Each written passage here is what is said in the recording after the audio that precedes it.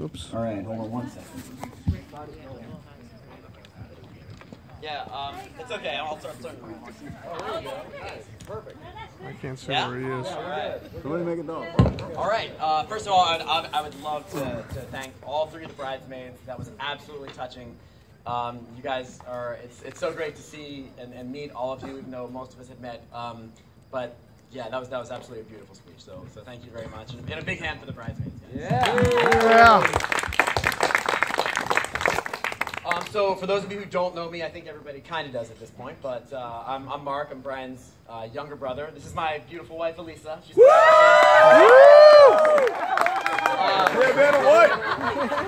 Elisa and I were married 7 months ago. You know, and obviously not that it's a competition or anything, but we won. We definitely won. So I'd also actually like to extend a quick shout out to all of our guests from the UK. I know it was not easy for everybody to get here. Tough trip, so big round of applause for everybody who traveled really far to get here. Doesn't count though. All right. Sarah, first of all, I want to be the first to officially welcome you to the Langboard family. I'm honored. I'm mostly honored on behalf of my mom, who can now say that we have a doctor in the family. Every Jewish mother's dream. So, congratulations on being a Griffith Langboard or a Langboard. I have a lot of theories on why Brian and Sarah are so great for each other. A big one is I think they play off each other so perfectly. They're perfect complements, the yin and the yang. Sarah is beautiful. She's smart. She's intelligent. All of the things Brian wished he could be, but never was. But seriously, I think part of the success of their relationship is that Sarah has this rare combination of like the quick wit and the intelligence that kind of keeps Brian on his toes. And for future Langboards also very important, a fully functional GI tract, lower intestine and colon that will allow for future Langboards to digest almost anything. It's going to be great. So, cheers to that.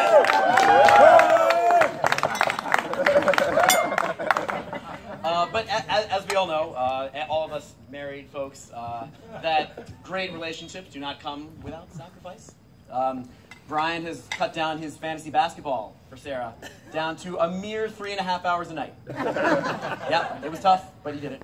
Sarah, given up on her dreams of ever getting more than 3 words into a conversation. You know, he's a little bit of a chatterbox. I think we've all established that at this point. But it's funny, when I lived in Atlanta, I was always thought I was the quiet one. And when I was always around my brother, I was the quiet one. That is completely ridiculous. I am not. As I've gone out into the world, everybody has been like, no, that's it. Yeah, I think you'll find that most Langboards, Barbara, you know, myself, Brian, are quite chatty. With the exception possible for Big Dave, who's it's tough to talk when you're fast asleep most of the time. So I think that might be a defense mechanism, like a possum.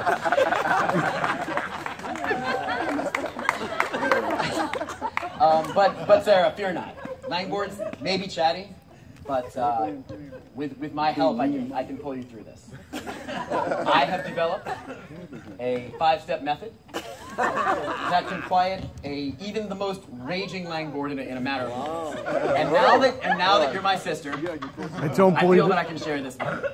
This is a method developed by well, it was a secret society, quite frankly, of ex-roommates of Brian. Myself, Chris Herring, Josh Barrett, Will, known as the Society of the Nodding Heads. Oh yeah? Awesome, man.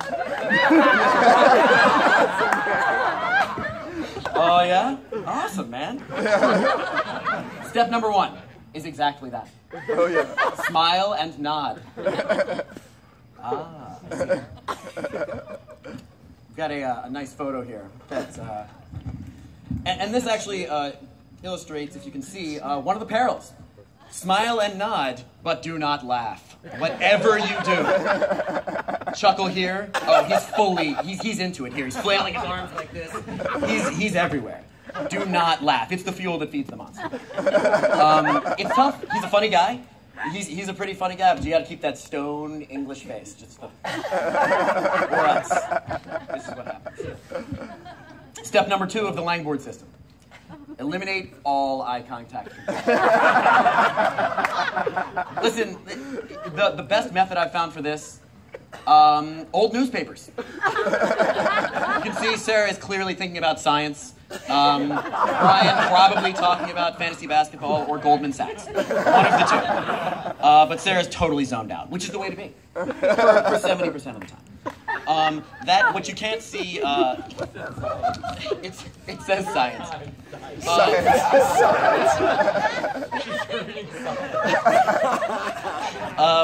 For the record, this doesn't have to be a current newspaper or even held right side up. It can be completely. You'll never know this. Also successful, and this is kind of a more recent method, iPad. You can see Sarah clearly thinking about exercise here. Jules is going to lift the weights right here. Yeah, Jules has to deal with this too. I'll have a separate conversation with you. Where am I? Here we go. Oh, okay. So step number 3 of the Langboard method. And this is a bit controversial, I understand. Create a diversion. Jules is great for this, but the best method I've found is Langboards. Almost all of us are very easily distracted by any sort of brightly colored ball. So really, the best way to do this, here we go. Ah, yes. Yeah, right there. That's it. He's gone. This can happen for hours. Hours. He always brings it back. Every single time. Never gets tired. It's incredible. Sleeps like a baby. So for the record, I did mention this before. This works on all Langboards. Elise has been very successful with myself right there. But best yet, Barbara. You can see Barbara is absolutely, this can happen for 3.5 hours, and she's good to go. These be yellow. Yeah, well, you know. Dude, color printing, very difficult. The only one not successful, Sleepy Dave. Barbara, not happening. Sarah, very upset. Jules, Sleepy Dave has that effect. All right. Step number 4 of the Langboard method. Here, we're gonna have time. Yes. At this point, we're going to go ahead and throw all subtlety out the window. So, yeah, the fully functional, just turn up the TV volume as loud as you can. That doesn't work. Clearly, he's trying to tell a joke right here, and Sarah's not happy. So, if you can get that volume up to around there, usually he figures it out. Yes. Also, very, very good at this point, just inserting headphones. Also works. And step number 5, the final. This is kind of like the nuclear method, which is find your safe space.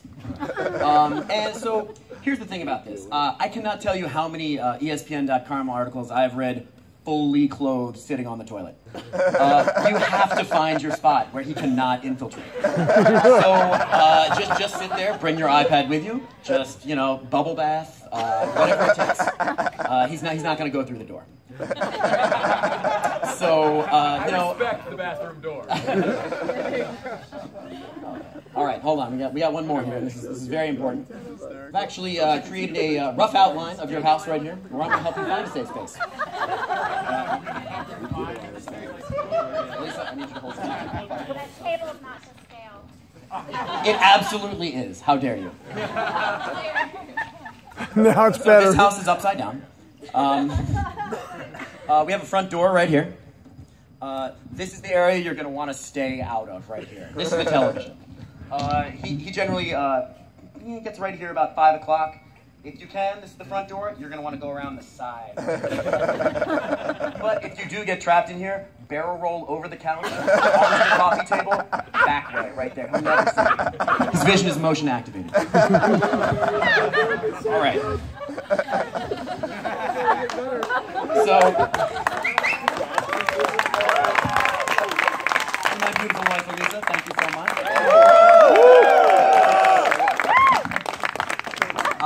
before I leave everyone, I would like to tell one quick story, and it's one of my favorites. For those of you who know us well,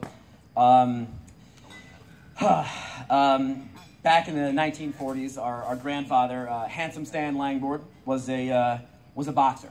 He's the toughest guy in all of Philly. That's what he told 6-year-olds. But when Brian and I were kids, he would always tell us stories, and for the record, almost certainly untrue stories. Hey! Frankie the Crying Tiger from the wild Ray and Cocos, darn right. In this particular tale, he and my grandfather fought, and since handsome Stan was the victor, he took his tooth as a reward. The tiger tooth. My brother and I always loved these stories, and Stan loved telling us about the toughest guy that he knew, the meanest guy in all of Philly. And I think when I'm his age, I actually really look forward to telling my grandkids about the toughest guy that I knew. You know, when he was 22 years old, his entire life was turned upside down by ulcerative colitis. He spent the next 7 years in hospitals, operating rooms, doctor's offices. But through all the agony and through all the pain that he was in, I never heard a single, woe is me. Never heard a single, oh man, this sucks. Not a single gripe. And how much he taught me about toughness and what toughness really is in that 7 years. By just fighting and fighting and fighting. And never giving up. He taught me never to take anything for granted in your life and to never back down from anything. So Brian, I want to thank you, not just for being the best older brother I could ever ask for, but for being the toughest motherfucker that I know. And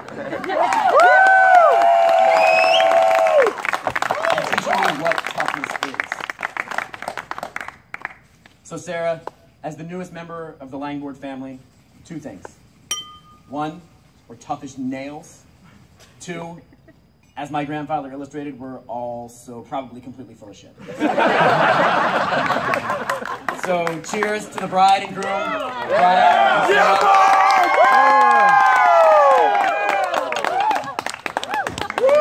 A huge hand for the best man. Thank you very much. Ladies and gentlemen, please enjoy the rest of your dinner, and we will be getting to dancing in just a bit.